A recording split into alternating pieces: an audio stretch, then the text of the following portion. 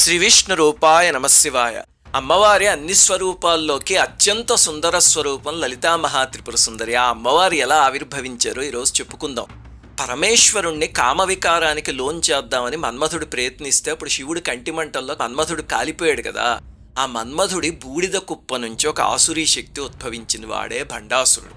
వాడు తపస్సు చేసి మహాశక్తుల్ని సంపాదించుకుని మయుడి చేత శూన్యకం అనే ఒక నగరాన్ని నిర్మింపజేసుకున్నాడు. ఇంకా అక్కడి నుంచి బలగర్వంతో దేవతలందరినీ ఓడించేశాడు.